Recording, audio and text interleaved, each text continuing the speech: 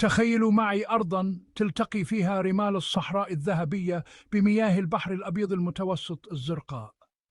هذه هي الجزائر، أرض غارقة في التاريخ، وتحكي تضاريسها قصصاً عن حضارات عريقة.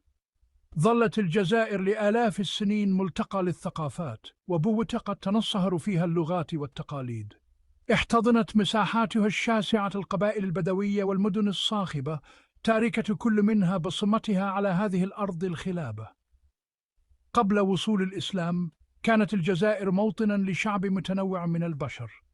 كان من أبرزهم الأمازيغ، سكان شمال إفريقيا الأصليون. كان هؤلاء القوم الأشداء المعروفون بصلابتهم وثقافتهم النابضة بالحياة سيلعبون دوراً محورياً في تشكيل مصير الجزائر. شهدت هذه الأرض التي تغمرها أشعة الشمس الإفريقية الدافئة صعود وسقوط الإمبراطوريات.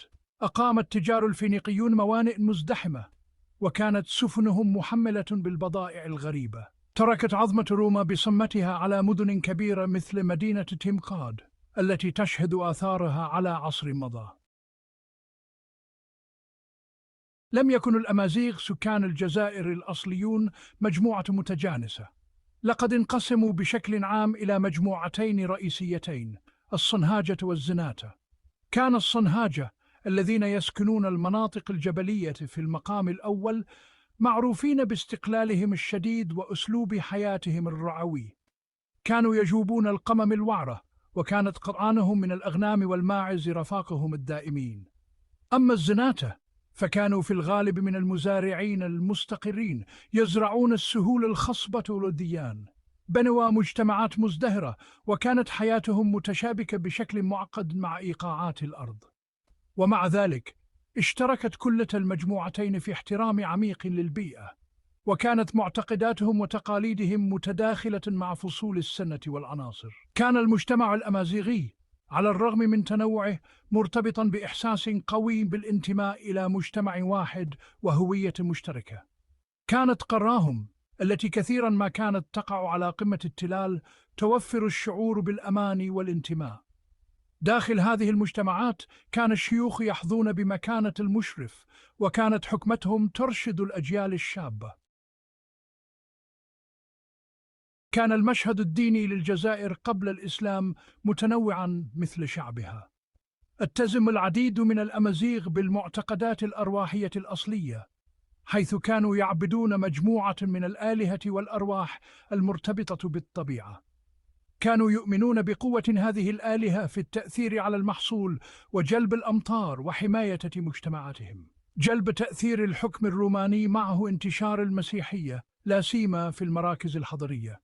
ظهرت الكنائس وسط المعابد القديمة، ووجدت تعاليم يسوع المسيح تربة خصبة بين بعض شرائح المجتمع الأمازيغي. كما كان للديانة اليهودية حضور في الجزائر، حيث جلبها التجار والمسافرون الذين عبروا البحر الأبيض المتوسط. ومع ذلك لم تترسخ أي من هذه الديانات بقدر ما ترسخ إيمان الأمازيغ الأصلي. سيؤدي وصول الإسلام في القرن السابع إلى تغيير المشهد الديني للجزائر بشكل كبير، مبشراً بعصر من التحول العميق. في أوائل القرن السابع الميلادي ظهر دين جديد من شبه الجزيرة العربية يحمل رسالة التوحيد والعدالة الاجتماعية. انتشر الإسلام بقيادة النبي محمد صلى الله عليه وسلم بسرعة، واستلهم أتباعه رسالته في المساواة والخضوع لله الواحد. وصلت الموجة الأولى من الجيوش الإسلامية إلى شمال إفريقيا في منتصف القرن السابع الميلادي بقيادة القائد الأسطوري عقبة بن نافع.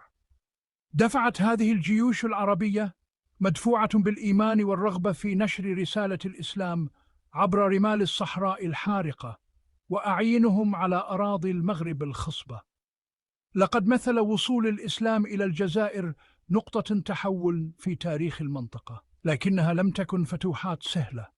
فالأمازيغ المعروفون ببراعتهم العسكرية قاوموا التقدم العربي بشراسة، وخاضوا سلسلة من المعارك والمناوشات التي استمرت لعقود. المحطة الخامسة: رقصة الفتح، معارك بارزة وقادة.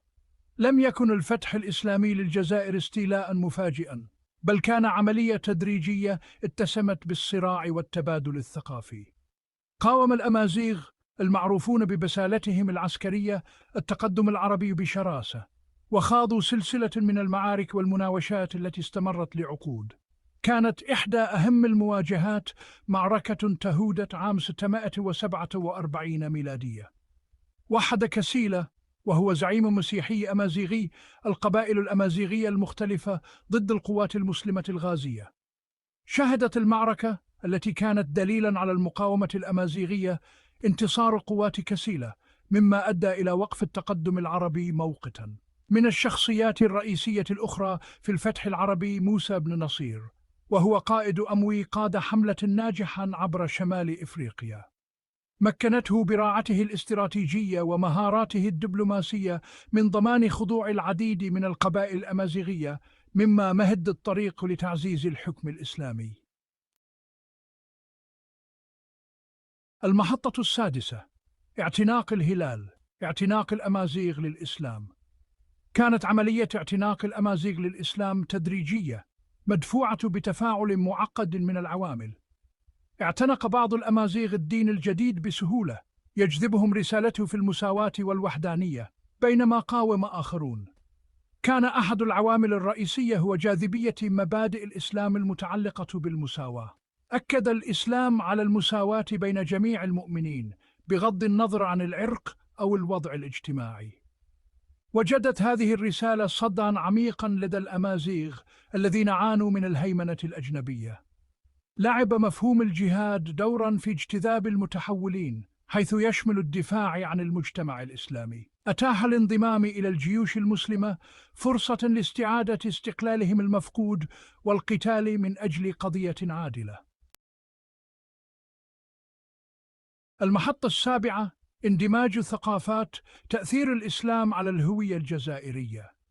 لم يؤد وصول الإسلام إلى الجزائر إلى محو الممارسات الثقافية القائمة، بل أدى إلى بدء فترة من الاندماج الثقافي الديناميكي. احتفظ الأمازيغ بينما كانوا يعتنقون الإسلام بالعديد من جوانب ثقافتهم الأصلية، ومزجها مع التقاليد الإسلامية لخلق نسيج ثقافي فريد ونابض بالحياة. كان من أهم تأثيرات الإسلام اعتماد اللغة العربية، فبصفتها لغة القرآن والدراسات الإسلامية اكتسبت اللغة العربية مكانة مرموقة، وأصبحت تدريجيا لغة الإدارة والتجارة والخطاب الديني. ومع ذلك فإن اللغات الأمازيغية لم تختف، بل استمرت في الازدهار في التقاليد الشفهية وفي الحياة اليومية. كما أثر الإسلام على الفن والعمارة الجزائريين. أصبحت المساجد بمأذنها الرشيقة وتصميماتها الهندسية المعقدة من السمات البارزة في المدن والبلدات الجزائرية. ازدهر فن الخط العربي، حيث كانت آيات من القرآن تزين المساجد والمنازل والأماكن العامة. المحطة الثامنة: الإرث الدائم، الإسلام في الجزائر اليوم. إن إرث الإسلام في الجزائر عميق ودائم. الإسلام اليوم هو دين الغالبية العظمى من الجزائريين، ويشكل قيمهم ومعتقداتهم. نداء الصلاة يضفي إيقاعا على الحياة اليومية ويذكر الناس بدينهم. يتجلى تأثير المبادئ الإسلامية في جوانب المجتمع الجزائري. مبادئ الإحسان وكرم الضيافة والتضامن المجتمعي ترشد التفاعلات الاجتماعية. التجربة الجزائرية للإسلام ليست أحادية الجانب.